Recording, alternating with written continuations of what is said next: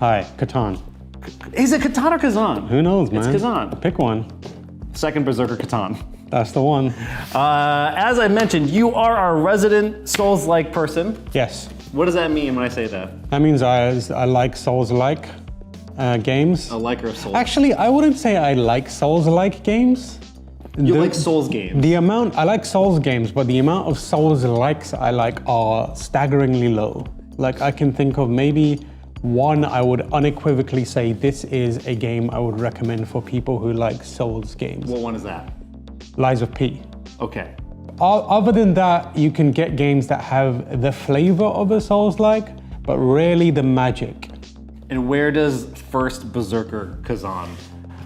So I feel like it doesn't quite have the magic of a Souls game, but it is a good Souls-like. What's the magic of a Souls game? The magic of the Souls game is it's kind of an imperceptible, almost like unique quality. It's like, what is the magic of a Nintendo platformer versus any other platformer? There's a special something that they have.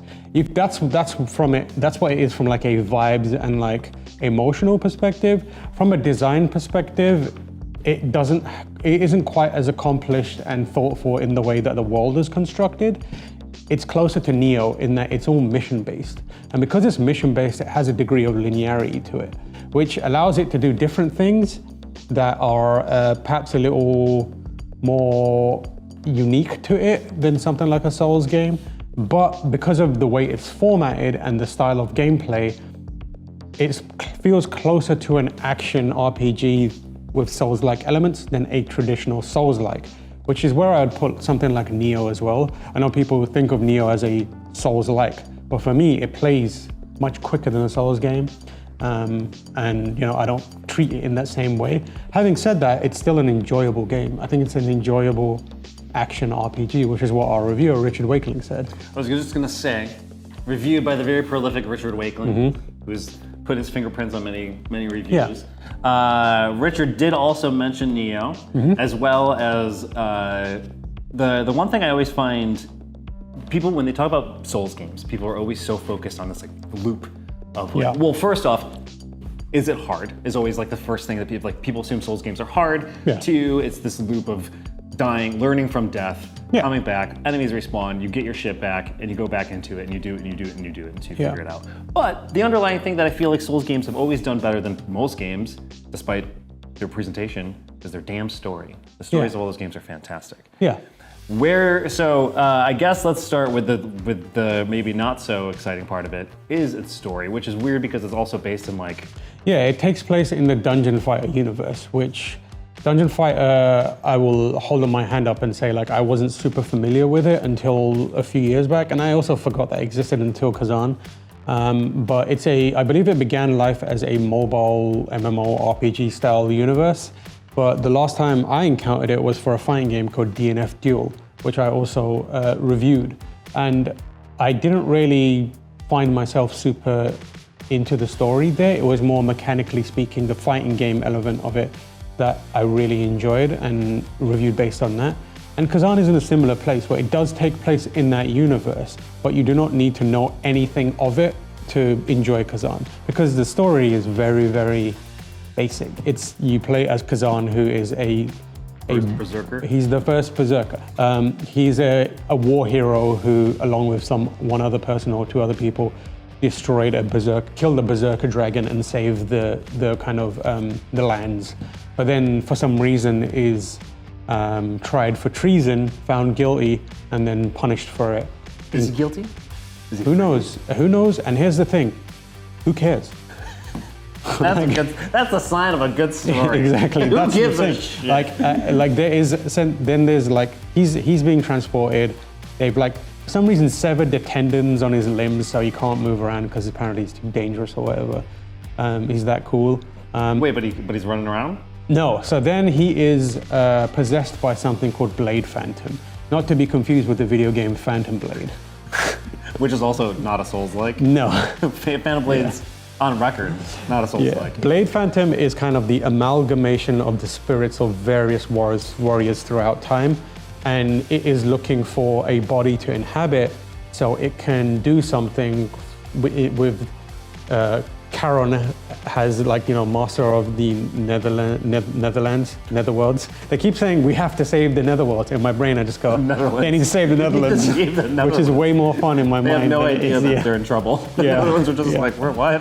Huh? Yeah, so the balance between the real world and the Netherworld is messed up. Charon's there and he's very upset about this. And he's like, you guys go out and figure this out. So they come and like, we need a body to figure this out. And Khazan's there and he's like, I'm trying to get revenge because I got screwed over by the people I just helped. They combine, and then that's kind of like where their journey begins. How much of the story is actually, is it like, so I guess in the terms of a Souls game, yeah, is it given to you the way Souls games traditionally give you story, or is it much? Yes and no. So I've read a lot of item descriptions and most of them are pretty forgettable and unimportant. Like they have a good bit of color on the thing that you're picking up, but they don't often or very rarely will they allude to a larger universe that is being pieced together bit by bit. I played for a chunk of the game and I could not tell you what's going on. There are smaller stories within it, like you can interface with like the remnants of souls of other characters that have died, like just random NPCs, and when you absorb them, you'll get a brief audio clip saying like, oh, my family. My stomach hurts. Yeah, I'll never call my see, mom. I hope I get to see my kids in 1 hour. And then you can see they've been like beheaded in front of you and you're like, that person didn't see their kids. And that's unless they did it. Unless they did, yeah. So combat. Combat is where the meat and potatoes of this game is. Okay. Yeah. And I mean, considering this has been the formula of Souls-likes have been done over and over and over again, and continue to be done. Where and how does this game stand on its own? I think it doesn't do much in terms of making it unique, but I don't think that's to its detriment. I think what it does is it takes kind of familiar mechanics and design ideas and just tries to execute them in its own way. And what I mean by that is like you're pretty much playing an action game, but what makes this unique is it's got a good feel to it. When you hit and you get hit, you get a nice chunky kind of like feel to everything. Can you describe the chunk? The chunk is like, imagine like you have a sword, and no, imagine you have a relatively sharp knife, but it's a small knife. Okay. It's like not a butter knife, it's like a steak knife, a steak knife, Sharp. right? And then you're like stabbing large slabs of meat. And every time you do There's it, a chunk. like a little bit of it's coming off, and you're like, oh yeah. That's how the game feels? It's like what I imagine like Wolverine handling a Twinkie feels like. A Twinkie? A Twinkie, like, because you know he's like, oh, I've destroyed It's really this. chunky. It felt great. Okay. But now my adamantium is covered in cream. You've never had a Twinkie? No, I don't know what a Twinkie is. Do you know what a Twinkie feels like? No, at all. I assume it's spongy. Very pillowy and spongy, right? Wolverine would get through that. But it has a good feel to it. It has that like screen shake. It's got good audio. Gameplay-wise, it has the format of a Souls-like where you approach an enemy usually one at a time, and then there's like this dance back and forth. But the actual pacing of it is much quicker. It feels closer to almost like a Devil May Cry, but without necessarily the fluidity that allows you to move from one move to another, so that it feels almost like you're unstoppable at times. It has the kind of momentum-based stuff where it's like you have a stamina meter gauging what you can do, and then you have to be careful about stepping back and forth. However, it is kind of in the Sekiro realm as well, where there's a lot of parrying. A lot of parrying. Parrying is important. You can block most things, and it doesn't really do a big amount of damage. You lose stamina, and if you block too much, you leave yourself open. So that is a viable strategy for people who aren't super into like timing-based parries. But if you are, it has that.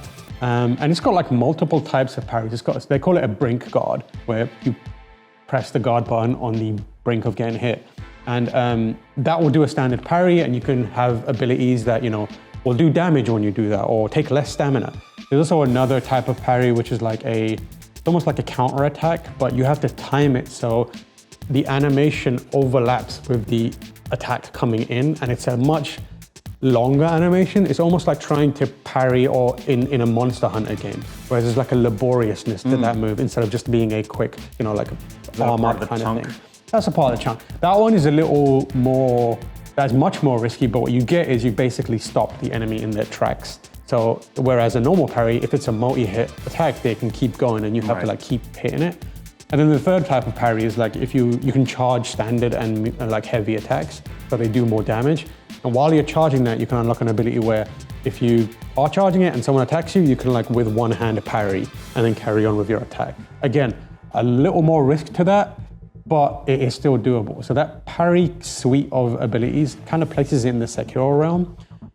I think it's good at... But this Neo thing is what you kind of... The mission-based stuff, yeah. Again, like, it places it in the same kind of like category when it comes to parrying as Sekiro. I don't think it's done as well. It's not as refined because ultimately what it's trying to do is be over the top and be like fun in a bombastic way and a fun in a anime kind of way. Yeah. I think of it as it is to Dark Souls what Guilty Gear is to Street Fighter. Okay. Where it's like, Guilty Gear is all about over the top swinging cinematic moves and animations that are designed to make everything look cool, whereas Street Fighter is a little more like methodical, you know, you have very tight timings and like there's almost like a kind of purity to that. Whereas the other game is like, you know, trying to make you feel cool. And that's why it is. So there's things that happen that, because of that, it can get in the way of or undermine the gameplay. Stuff like when you hit an enemy and you charge an attack, you get this red aura around you and you let it go and it feels awesome. You swing your thing and there's a shockwave and that kind of stuff. So it looks amazing.